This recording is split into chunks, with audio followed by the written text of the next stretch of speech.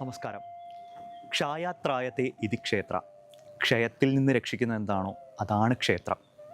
ഒരു ജനതയുടെ സംസ്കാരത്തിൻ്റെ ആകെത്തുകയാണ് ഓരോ ക്ഷേത്രവും. ഇത്തരത്തിൽ ചെറുതും വലുതുമായിട്ടുള്ള അനവധി ക്ഷേത്രങ്ങളാൽ സമ്പുഷ്ടമാണ് കേരളം. അത്തരത്തിൽ വളരെ പ്രചാരമേറിയ ഒരു മഹാക്ഷേത്രത്തിന് മുന്നിലാണ് നാം ഇപ്പോൾ എത്തി നിൽക്കുന്നത്. തിരുനായത്തോട് ശ്രീ ശങ്കരനാരായണ ക്ഷേത്രം. ചരിത്രം കൊണ്ടും ആത്മീയതയുടെ പാരമ്പര്യം കൊണ്ടും വളരെയധികം പ്രസിദ്ധിയാർജിച്ച ഒരു മഹാക്ഷേത്രം. കൂടുതൽ വിശേഷങ്ങളിലേക്ക് ഏവർക്കും സ്വാഗതം. ആചാരപ്രഭവോ ധർമ്മ എന്നാണ് ആപ്തവാക്യം. ആചാരങ്ങളും അനുഷ്ഠാനങ്ങളുമാണ് ധർമ്മങ്ങളായി പരിണമിക്കുന്നത്. ഇതുപോലെ ഈ ക്ഷേത്രത്തിൻ്റെ ചരിത്രം പരിശോധിച്ചാലും അനവധി വ്യത്യസ്തങ്ങളായിട്ടുള്ള ആചാരങ്ങളും അനുഷ്ഠാനങ്ങളും ഈ ക്ഷേത്ര സംബന്ധിയായി നമുക്കിവിടെ കാണാൻ സാധിക്കുമെന്നുള്ളത് ഈ ക്ഷേത്രത്തിൻ്റെ മാത്രം ഒരു പ്രത്യേകതയാണ്. ഇനി ക്ഷേത്രത്തിൻ്റെ ഒരു കാലനിർണ്ണയം നടത്തുകയാണെങ്കിൽ ഏകദേശം കേരളത്തോളം അല്ലെങ്കിൽ അതിനും പഴക്കം നമുക്ക് ലഭ്യമായ ചരിത്രങ്ങൾ വെച്ചിട്ട് നമുക്ക് പറയുവാൻ സാധിക്കും. ഏകദേശം 1200 വർഷത്തിൻ്റെ പഴക്കം ഏറ്റവും കുറഞ്ഞത് നമുക്ക് ഈ ക്ഷേത്ര സംബന്ധിയായിട്ട് നമുക്ക് നിർദ്ദേശിക്കാൻ പറ്റുന്ന ഒന്നാണ്. മറ്റൊന്നുമല്ല, ആദിശങ്കരാചാര്യർ അദ്ദേഹത്തിൻ്റെ കാലഘട്ടത്തിൽ ഇവിടെ ദർശനം നടത്തിയിട്ടുണ്ട് എന്നാണ് പറയപ്പെടുന്നത്. അപ്പോൾ ആ ഒരു കാലഗണന അനുസരിച്ച് നോക്കിയാൽ പോലും ഏകദേശം 1200 വർഷമെങ്കിലും ഏറ്റവും കുറഞ്ഞത് ക്ഷേത്രത്തിൻ്റെ ഒരു പാരമ്പര്യം തീർച്ചയായിട്ടും നമുക്ക് പറയുവാൻ സാധിക്കുമെന്നുള്ളത് ഈ ക്ഷേത്രത്തിൻ്റെ ഒരു വിശേഷത തന്നെയാണ്.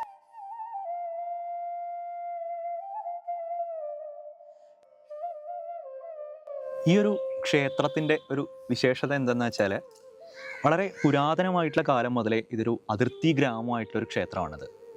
അതായത് 2 ഗ്രാമങ്ങളുടെ അതിർത്തികൾ കൂടിച്ചേരുന്ന ഒരു ഭാഗത്താണ് ഈ ക്ഷേത്രം നിലനിൽക്കുന്നത്. ഈ ഒരു പ്രത്യേകത ഉള്ളതുകൊണ്ട് തന്നെ ദേശാന്തരം അതല്ലെങ്കിൽ ജാതിഭ്രഷ്ട നിലവിലുള്ള കാലഘട്ടത്തിൽ ഈ ക്ഷേത്രത്തിലേക്ക് പ്രവേശിക്കാൻ പാടില്ല എന്നൊരു നിയമവ്യവസ്ഥ കൂടി ഒരു കാലഘട്ടം വരെ ഈ ഒരു പ്രദേശത്ത് നിലനിന്നിരുന്നു എന്നുള്ളത് ഒരു വാസ്തവം മാത്രമാണ്.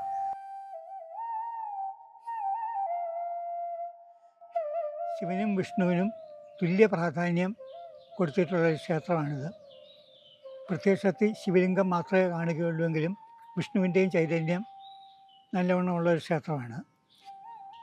മകരസംക്രമ ദിവസം കൊടിയേറി 10 ദിവസത്തേക്കാണ് ഇവിടുത്തെ ഉത്സവം. ഇവിടെ ഏറ്റവും പ്രാധാന്യവും അതാണ്.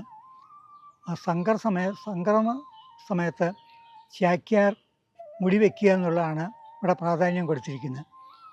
കൊടിയേറ്റിന് പിന്നെ പ്രത്യേകിച്ചൊരു മുഹൂർത്തമില്ല. 2 ശിവനും വിഷ്ണുവിനും പ്രതികരിച്ചുകൊണ്ട് 2 കൊടിമരം വേണം ഇവിടെ. ഗരുഡവാഹനവും ഋഷഭവാഹനവും വേണം. പിന്നെ തന്ത്രിമാർ 2 പേര് വേണം ഇവിടെ. ശ്രീകോവിലിൻ്റെ പടിഞ്ഞാറേ നടയിൽ സരസ്വതിയുടെ സാന്നിധ്യമുണ്ട്. ഈ നവരാത്രി കാലത്ത് 3 ദിവസം മാത്രമേ ആ നട തുറക്കുകയുള്ളൂ. ഇവിടെ നിവേദ്യവും മറ്റും പതിവുണ്ട്. ആ സമയത്ത് ഇവിടെ കുട്ടികളെ എഴുത്തിനിരുത്താറും മറ്റും പതിവുണ്ട്. പിന്നെ ഇവിടുത്തെ ഒരു പ്രധാന വഴിപാടാണ് പാർവതി മംഗല്യം. അത് പെൺകുട്ടികളുടെ വിവാഹത്തിന് വേണ്ടി വേഗം നടന്നു കിട്ടാൻ വേണ്ടിയിട്ട് പലരും നേർന്നൊരു വഴിപാടാണ്. പലർക്കും അനുഭവം ഉണ്ടായിട്ടുമുണ്ട്. അതിവിശിഷ്ടങ്ങളായ അനവധി ചുമർ ചിത്രങ്ങളാലും പുരാതന കൊത്തുപണികളാലും മനോഹരമാക്കിയ ഈ ക്ഷേത്രം പൂർണ്ണമായും പുരാവസ്തു വകുപ്പിൻ്റെ കീഴിൽ വരുന്ന ഒരു മഹാക്ഷേത്രമാണ്.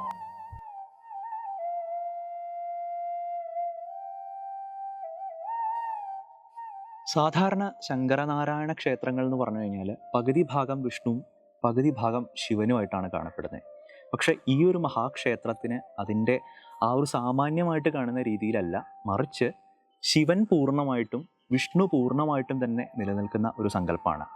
പണ്ട് കാലത്ത് ഇത് പൂർണ്ണമായിട്ടും ഒരു മഹാദേവ ക്ഷേത്രം അല്ലെങ്കിൽ ഒരു ശിവക്ഷേത്രമായിരുന്നു എന്നാണ് വിശ്വസിക്കപ്പെടുന്നത്. അന്നത്തെ കാലഘട്ടത്തിൽ ശങ്കരാചാര്യരുടെ ഒരു കാലഘട്ടത്തിൽ അദ്ദേഹമാണ് ഇവിടെ ഉള്ളൊരു വിഷ്ണുവിൻ്റെ സാന്നിധ്യം മനസ്സിലാക്കിയതെന്നും തുടർന്ന് വിഷ്ണുവിനെ കൂടി ആ ശിവലിംഗത്തിൽ ആരാധിക്കണം എന്നൊരു പ്രത്യേക പദ്ധതി അദ്ദേഹം ഇവിടെ രൂപപ്പെടുത്തിയെന്നുമാണ് പറയപ്പെടുന്നത്. അതുകൊണ്ട് തന്നെ ഒരേ ശിവലിംഗത്തിൽ വിഷ്ണുവിനെയും ശിവനെയും പ്രത്യേകമായിട്ട് ആരാധിക്കുന്ന ഒരു വിശിഷ്ടമായിട്ടുള്ള പദ്ധതി ഈ ക്ഷേത്രത്തിൽ നമുക്ക് കാണാൻ പറ്റും. അതുപോലെ തന്നെ ഇവിടുത്തെ ഏറ്റവും വലിയ പ്രധാനപ്പെട്ട പ്രത്യേകത ഒരേ കുഴിയിൽ തന്നെ 2 കാലുകൾ നാട്ടുക എന്നുള്ള രീതിയാണ്. അതായത് കൊടിയേറ്റത്തിനായിട്ട് 2 കൊടിക്കൂറകളും 2 കൊടികളും ഒക്കെ പ്രത്യേകമായിട്ട് ഈ ക്ഷേത്രത്തിൽ നമുക്ക് കാണാൻ സാധിക്കുമെന്നുള്ളത് മറ്റെല്ലാ ക്ഷേത്രങ്ങളെയും പോലെ തന്നെ ഈ ഒരു ക്ഷേത്രത്തിൻ്റെ മാത്രമായിട്ടുള്ളൊരു പ്രത്യേകതയായിട്ട് നമുക്ക് എടുത്തു പറയാൻ പറ്റും. കേരളത്തിൻ്റെ ചരിത്രം പരിശോധിക്കുമ്പോൾ പ്രധാനികളായിട്ടുള്ള 3 രാജാക്കന്മാരാണ് കേരളത്തിനെ ഭരിച്ചിട്ടുള്ളതെന്ന് നമുക്ക് മനസ്സിലാക്കാൻ പറ്റും. അതിൽ ചേര, ചോള, പാണ്ഡ്യ രാജാക്കന്മാരുടെ കാലഘട്ടം ഉണ്ടായിട്ടുണ്ട്. ഇതിൽ തന്നെ ഏകദേശം 800 കാലഘട്ടത്തിൽ, ആഫ്റ്റർ ഡൊമിനി ഏകദേശം 800 കാലഘട്ടത്തിൽ കേരളം ഭരിച്ചിരുന്നതായിട്ട് പറയപ്പെടുന്ന രാജാതിരാജ പരമേശ്വര ഭട്ടാരക രാജശേഖര ദേവർ എന്ന ആ ഒരു രാജാവിൻ്റെ കാലഘട്ടത്തിലാണ് യഥാർത്ഥത്തിൽ ഈ ഒരു ക്ഷേത്രം പണി കഴിപ്പിച്ചതെന്നാണ് നമുക്ക് നിലവിലുള്ള രേഖകൾ പ്രകാരം മനസ്സിലാക്കാൻ സാധിക്കുന്നത്. അതിൽ തന്നെ ഈ ഒരു പ്രധാനപ്പെട്ട കഥയാണ് ഇതിനൊക്കെ ആധാരമായിട്ട് നമുക്കിന്നും ഇവിടെ പരിസര പ്രദേശങ്ങളിലുള്ളവരെല്ലാവരും തന്നെ പറഞ്ഞു പോകുന്നത്. ആ കഥ ഇപ്രകാരമാണ്. ഒരിക്കൽ ഈ രാജശേഖര രാജാവിൻ്റെ കാലഘട്ടത്തിൽ അദ്ദേഹത്തിൻ്റെ കുലഗുരുവായിട്ടുള്ള മുരിങ്ങോട്ടഴികൾ അദ്ദേഹത്തിനൊരു ധ്യാനാവസ്ഥയിലൂടെ കടന്നു പോകുമ്പോൾ ഒരു ദർശനം ലഭിക്കുന്നുണ്ട്. മറ്റൊന്നുമല്ല, തൻ്റെ പുനർജന്മത്തെ പറ്റിയിട്ടാണ് ആ ഒരു ദർശനം ഉണ്ടാവുന്നത്. തനിക്ക് വീണ്ടും ഒരു ജന്മം ഉണ്ടാവുന്നു, ആ ജന്മത്തിൽ ഒരു നായയായിട്ട് ജനിക്കേണ്ടി വരും എന്നുള്ളതുമാണ് അദ്ദേഹത്തിന് ഉണ്ടായ ദർശനം. പ്രത്യക്ഷത്തിൽ നോക്കുമ്പോൾ അദ്ദേഹത്തിന് വളരെ സന്തോഷം ഉണ്ടായി. കാരണം തൻ്റെ ലൈഫ് ഏകദേശം ജീവിതം കൊണ്ട് മോക്ഷപ്രാപ്തിയിലേക്ക് അടുത്തു എന്നുള്ളതിൻ്റെ സന്തോഷം ഉണ്ടായെങ്കിലും മറ്റൊരു ബുദ്ധിമുട്ട് കൂടി അദ്ദേഹത്തിനെ അലട്ടി. ഒരു നായയായിട്ട് ജനിക്കേണ്ടി വരുമ്പോൾ ഉണ്ടാകുന്ന ബുദ്ധിമുട്ടുകൾ, ഒരുപക്ഷെ വിസർജ്യങ്ങൾ ഭക്ഷിച്ചൊക്കെ ജീവിക്കേണ്ട ഒരവസ്ഥയിലൂടെ കടന്നു പോകുമല്ലോ എന്നോർത്ത് അദ്ദേഹത്തിനൊരു ബുദ്ധിമുട്ടുണ്ടായി. അപ്പോൾ രാജാവ് ഇത് ശ്രദ്ധിച്ചു. കുറച്ച് ദിവസങ്ങളായിട്ട് ഇദ്ദേഹത്തിന് ഈ ഒരു ബുദ്ധിമുട്ടുകൾ മനസ്സിലാക്കുന്നത് രാജാവ് ശ്രദ്ധിച്ചു. അപ്പോൾ രാജാവ് ചോദിക്കുകയാണ്, ഞാൻ എന്താണ് ചെയ്തു തരേണ്ടതെന്ന് ചോദിക്കുമ്പോൾ അദ്ദേഹം പറയുകയാണ്, ചില ലക്ഷണങ്ങളോട് കൂടിയിട്ടുള്ള ഒരു നായയായിട്ട് ഞാൻ ഈ ഒരു പ്രദേശത്ത് ജീവിക്കുമെന്നും അങ്ങ് ഒരിക്കൽ എന്നെ കാണാനിടയാവുമെന്നുമാണ് രാജാവിനോട് പറയുന്നത്. അപ്പോൾ ആ ഒരു സമയത്ത് അങ്ങ് ഈ നായയെ എടുത്ത് വളർത്തി പരിപാലിക്കണം. ഇനി ഏതൊരു സാഹചര്യത്തിലാണെങ്കിലും അമേദ്യം ഭക്ഷിക്കുന്നത് ഇടയാവുകയാണെന്നുണ്ടെങ്കിൽ ആ ഒരു നിമിഷത്തിൽ അതിനു വേണ്ടി തന്നെ ഒരു ഹിംസ ചെയ്താൽ പോലും അതൊരിക്കലും കഴിക്കാനിട വരരുത്, ആ ഒരു അവസ്ഥയിലേക്ക് കൊണ്ടുപോകരുത് എന്നുള്ളൊരു നിബന്ധന കൂടി അദ്ദേഹം രാജാവിനോട് ഈ സമയത്ത് പറയുന്നുണ്ട്. അപ്പോൾ അദ്ദേഹത്തിൻ്റെ മരണശേഷം കാലങ്ങൾ കഴിഞ്ഞു. അദ്ദേഹം ഒരിക്കൽ യാത്ര ചെയ്യുമ്പോൾ ഈ ഒരു പ്രദേശത്തു കൂടി യാത്ര ചെയ്യുന്ന സമയത്ത് ഇവിടെ ഇദ്ദേഹം പറഞ്ഞ ലക്ഷണങ്ങളോട് കൂടിയിട്ടുള്ളൊരു നായയെ കാണുകയാണ്. അങ്ങനെ അദ്ദേഹം അത് എടുത്ത് വളർത്തുകയാണ്. അങ്ങനെ സ്വാഭാവികമായിട്ടും ഒരു നായയുടെ വാസനാഗുണങ്ങളോട് കൂടിയിട്ട് ഒരു പ്രത്യേക സമയത്ത് അമേദ്യം കാണുമ്പോൾ ഇത് ഭക്ഷിക്കുന്നതിന് വേണ്ടി നായ തുനിയുന്നതും ഈ ഒരു രാജാവ് കാണുകയാണ്. അദ്ദേഹം പെട്ടെന്ന് തൻ്റെ ഗുരുവിൻ്റെ വചനങ്ങൾ ഓർത്തിട്ട് വേഗത്തിൽ ചെന്നിട്ട് അദ്ദേഹത്തിൻ്റെ ഉടവാൾ ഉരിയിട്ട് അത് ഗളത്തിലൂടെ ഇറങ്ങിപ്പോകുന്നതിന് ആ തൊട്ട് മുൻപുള്ള നിമിഷത്തിൽ തന്നെ ആ നായയുടെ ശിരസ് ഛേദിക്കുകയാണ്. അപ്പോൾ ആ ഒരു സമയത്ത് രാജാവിന് തോന്നുന്നത് വെച്ചാൽ, ഗുരു പറഞ്ഞിരുന്നു എങ്കിൽ പോലും ഒരു ഗുരുനിന്ദ അല്ലെങ്കിൽ ഗുരുവിനെ ഹത്യ ചെയ്യുന്നതിനുള്ള പാപം അദ്ദേഹത്തിനെ ബാധിച്ചു എന്ന് അദ്ദേഹത്തിൻ്റെ മനസ്സിൽ ഒരു തോന്നലുണ്ടാവുകയാണ്. അങ്ങനെ അതിനെ ഒരു പ്രായശ്ചിത്തം അല്ലെങ്കിൽ ഒരു പരിഹാരം വേണമെന്ന് അദ്ദേഹത്തിൻ്റെ ആ ഒരു ചിന്തയിലൂടെയാണ് അന്നത്തെ അഷ്ടമംഗല്യ പ്രശ്നങ്ങളും വിധികളൊക്കെ അനുസരിച്ചിട്ട് അദ്ദേഹം ഒരു ക്ഷേത്രം പണി കഴിപ്പിക്കുന്നത്. പഴയ കാലത്തൊക്കെ ഗുരുനിന്ദ അല്ലെങ്കിൽ ഗുരുഹത്യാപാപങ്ങൾ ഇല്ലാതെയാക്കാനായിട്ട് ശിവക്ഷേത്രങ്ങളും വിഷ്ണു ക്ഷേത്രങ്ങളും നിർമ്മിക്കുക എന്നുള്ളത് സർവ്വസാധാരണമായിട്ടുള്ളൊരു കാലഘട്ടമാണ്.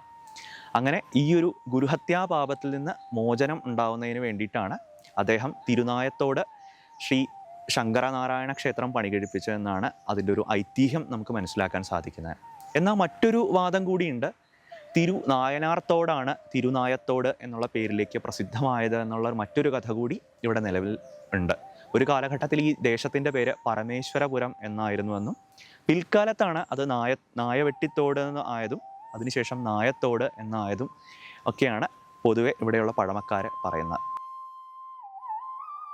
ഇന്നും ഈ ഒരു നായയുടെ ശിരസ് ഛേദം ചെയ്ത സമയത്ത് അത് ചെന്ന് വീണ ഒരു തോട്, ആ തോട് ഇന്നും ഏകദേശം ഇപ്പോഴുള്ള ക്ഷേത്രത്തിൽ നിന്ന് ഏകദേശം ഒരു 200 മീറ്റർ മുന്നിലേക്ക് മാറിക്കഴിഞ്ഞാൽ ഈ തോട് നമുക്ക് ഇന്നും ദൃശ്യമാണെന്നുള്ളത് ഒരു വാസ്തവം തന്നെയാണ്. ഒരു പക്ഷേ ചരിത്രം പിന്നിലേക്ക് പോയി കഴിഞ്ഞാൽ ഇതിനൊക്കെ സമർത്ഥിക്കുന്നതിന് വേണ്ടിയിട്ടുള്ള അനവധി തെളിവുകൾ ഇന്നും ഈ ക്ഷേത്രത്തിൻ്റെ പരിസരത്തു നിന്നും നമുക്ക് ലഭ്യമായിട്ടുള്ള ഒരു കാര്യമാണെന്ന് കൂടി ഇതിനോടൊപ്പം നമുക്ക് ചേർത്ത് വായിക്കാവുന്നതാണ്.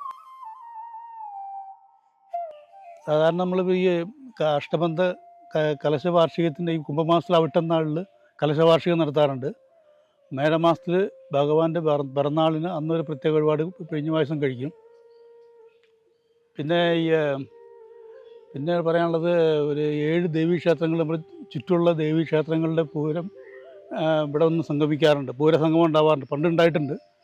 ഇപ്പം അതിൻ്റെ ഓർമ്മയ്ക്കായിട്ട് ഒരു 5-6 മാസം മുമ്പിട്ട് ഒരു കൊല്ലമായി തുടങ്ങിയിട്ട് ഒരു 30 ശനിയാഴ്ച നിറമാല ദീപാരാധന സ്പെഷ്യൽ പൂജ കഴിക്കാറുണ്ട്.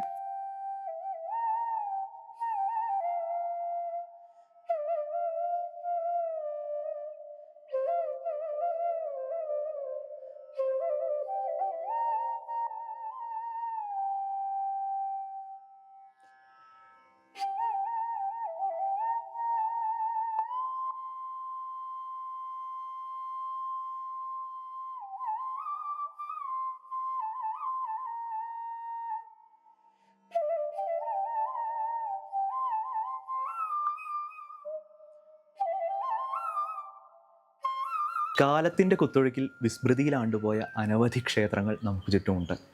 മറ്റൊരു ക്ഷേത്രത്തിൻ്റെ കൂടുതൽ വിശേഷങ്ങളുമായി വീണ്ടും കാണാമെന്ന പ്രതീക്ഷയോടെ നമസ്കാരം.